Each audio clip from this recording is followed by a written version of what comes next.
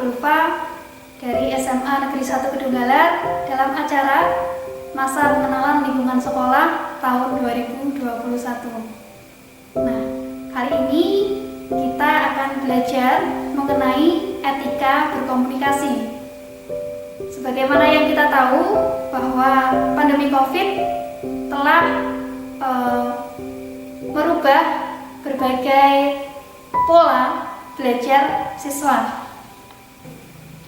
Selamat mengikuti, tetap semangat sampai akhir. Jangan lupa tetap saksikan acara ini di TV Edukasi Semaniko. Assalamualaikum warahmatullahi wabarakatuh.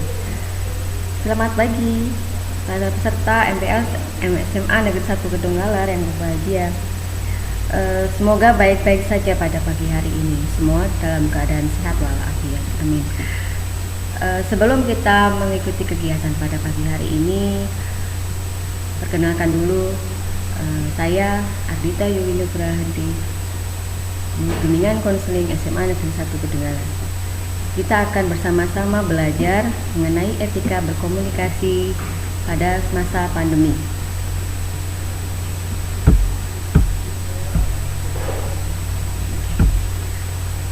Sebelum kita memulai, saya akan menyampaikan isi video ini. Nanti kita akan belajar apa saja mengenai etika berkomunikasi. Mulai dari kita memahami etika berkomunikasi, mengenai dampak etika dalam berkomunikasi, penggunaan bahasa dalam komunikasi, dan etika komunikasi jarak jauh dengan guru atau dengan orang yang lebih tua. Nanti kita akan belajar bersama-sama bagaimana cara kita beretika berkomunikasi dalam hal dengan orang yang lebih tua. Jadi kita akan belajar bersama-sama untuk itu. Banyak sekali kita jumpai dalam kegiatan sehari-hari, mungkin Bapak Ibu guru juga akan mendapatkan contoh-contoh seperti ini.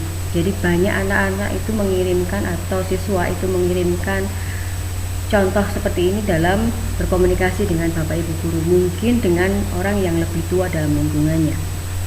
Contoh seperti ini kalian bisa lihat di situ. Jadi ada tanda PW, kemudian Pak itu tanpa menggunakan salam. Selanjutnya ada salam, tetapi dia tidak menyampaikan isi pesannya, hanya mengatakan saya mau tanya. Jadi kita tidak tahu apa yang menjadi permasalahan atau apa yang akan mau disampaikan. Jadi kita akan belajar banyak bagaimana cara berkomunikasi yang baik dengan orang yang lebih tua, terutama dengan Bapak Ibu guru waktu di sekolah, karena kita masih dalam pembelajaran daring.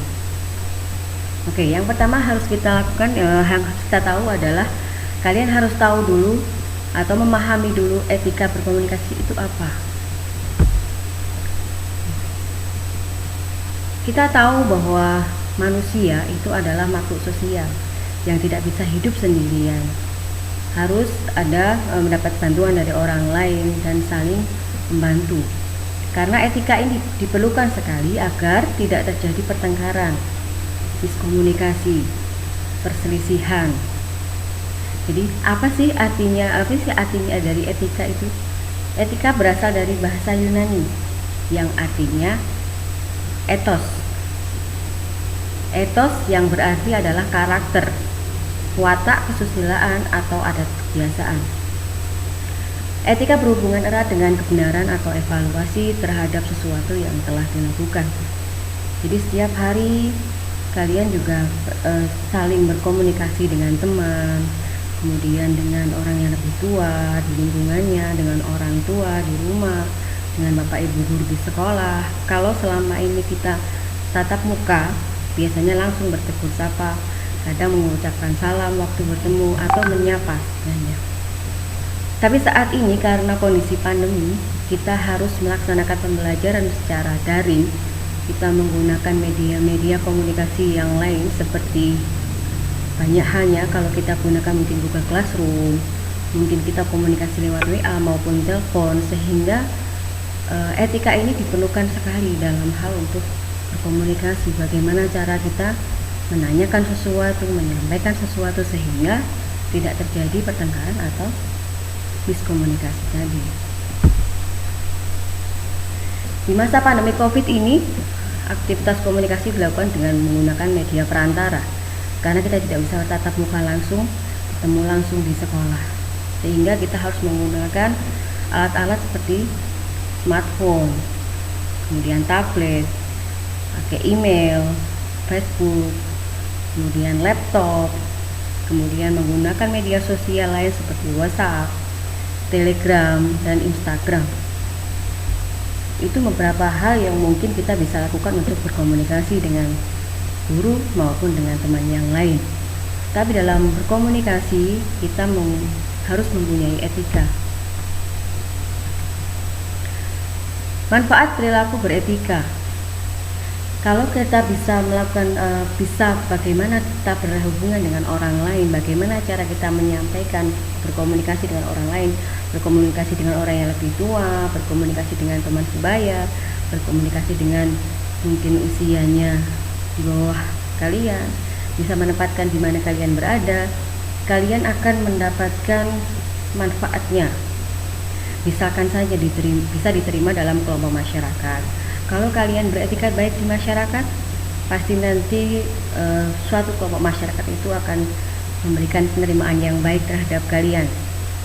Misalkan salah satu contoh, apabila kalian dalam lingkungan rumah, apabila kalian melewati sekelompok atau beberapa orang yang mungkin usianya lebih tua dan kemudian bertegur sapa, menyapa dengan sopan, pastinya suatu saat kalau nanti bertemu dalam kegiatan apapun, pasti akan mendapatkan penerimaan dalam kelompok tersebut. Tapi sebaliknya, jika tidak punya etika dalam berkomunikasi, kemudian tidak sopan, apalagi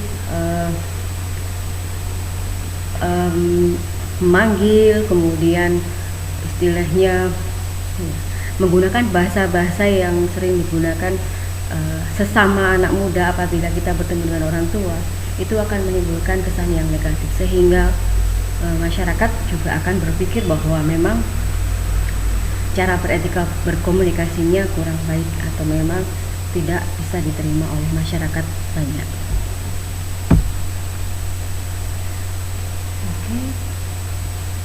Sedangkan kebalikannya tadi, kalau akibat tidak beretika dalam berkomunikasi yang baik, yang pertama akan mendapatkan kesan buruk sehingga sulit diterima dalam kelompok, menemui kesulitan-kesulitan, kemudian mendapatkan sanksi yang berlaku. Itu juga akan berlaku walaupun di lingkungan masyarakat. Pasti kalian tahu sendiri, banyak sekali anak-anak itu biasanya memanggil temannya dengan nama istilah. Banyak sekali kita jumpai di lingkungan sekolah maupun di luar sekolah. Kebanyakan siswa itu memanggil nama temannya itu dengan nama istilah, malah kadang-kadang memanggil dengan nama orang tuanya, padahal orang tuanya tersebut memberikan nama yang baik untuk anak tersebut sehingga bisa dipanggil sesuai dengan harapan orang tua. Nah, sehingga perilaku seperti ini harusnya kita merubah. Silahkan manggil temannya dengan nama sesuai dengan yang sudah ada, jangan memberikan istilah-istilah tertentu atau menggunakan nama orang tua sebagai nama panggilan. Itu sehingga kesannya kalian sebagai siswa itu punya etika dan bermoral. Kembali lagi ke tema yang tadi kita sampaikan bahwa cara beretika berkomunikasi dalam kelas jarak jauh atau daring. Kita konteksnya dengan Bapak Ibu guru. Semisal kalian harus tanya atau menanyakan Bapak Ibu guru lewat Google Classroom atau WhatsApp, silahkan kalian belajar untuk menggunakan kalimat-kalimat yang formal. Ya. Di sini dituliskan ada do and don't. Jadi jangan gunakan istilah aku, tapi gunakanlah kata saya.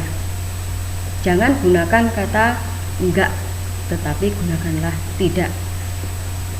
Ini jangan gunakan makasih, tetapi terima kasih. Ya. Kemudian bisa menggunakan kalau kalian biasanya ngobrol dengan temannya, biasanya sering menjawab biasanya ya itu dengan hanya istilah angka atau huruf besar Y. Tetapi kalau kita berkomunikasi atau dengan orang yang lebih tua, terutama Bapak Ibu guru, itu silahkan menggunakan kalimat yang baik, yaitu tulisan baik. Kemudian gunakan salam atau selamat pagi, jangan ditulis P atau ping. Yang terakhir adalah jangan pernah menulis kirimin ya. Silakan dituliskan minta tolong untuk dikirimkan dengan menggunakan bahasa yang sopan. Yang terakhir, apa yang harus dilakukan setelah kita mengetahui apa tadi, memahami dengan etika, cara berkomunikasi dengan menggunakan alat dan sebagainya. Tinggal yang terakhir adalah apa yang harus kita lakukan jika memang harus berkomunikasi menggunakan WhatsApp atau telepon. Yang pertama adalah awali dengan salam. Silahkan menyampaikan dengan Assalamualaikum atau selamat pagi, selamat siang, selamat malam, dan lain sebagainya. Jadi diawali dengan kata salam. Yang kedua adalah sampaikan permohonan maaf karena menyita sedikit waktu guru. Jadi sampaikanlah permohonan maaf terlebih dahulu sebelum menyampaikan apa yang memang mau disampaikan. Contohnya, mohon maaf mengganggu Bapak Ibu, maaf Bapak Ibu, dan lain sebagainya. Dan yang terakhir adalah sebutkanlah identitas singkatmu. Tuliskan nama lengkap, kemudian kelas, nomor absen, sehingga Bapak Ibu guru akan tahu siapa yang mengirim pesan tersebut.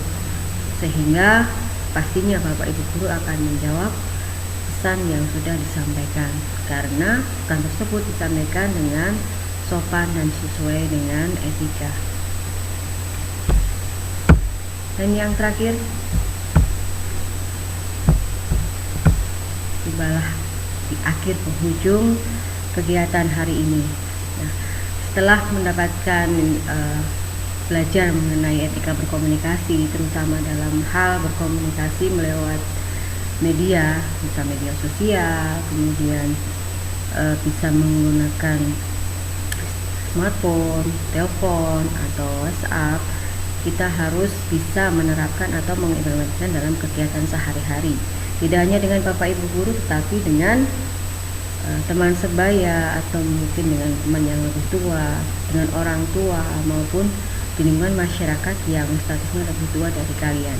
Sehingga kita sebagai siswa, terutama SMA, itu sudah harus berperilaku, beretika dalam berkomunikasi yang baik dalam lingkungan masyarakat yang lebih luas. Jadi minimal di lingkungan keluarga, kemudian lingkungan sekolah, dan nanti berakhir di lingkungan masyarakat, sehingga menciptakan bahwa anak SMA punya etika dalam berkomunikasi yang baik. Demikianlah perjumpaan kita. Terima kasih, mohon maaf apabila ada salah kata.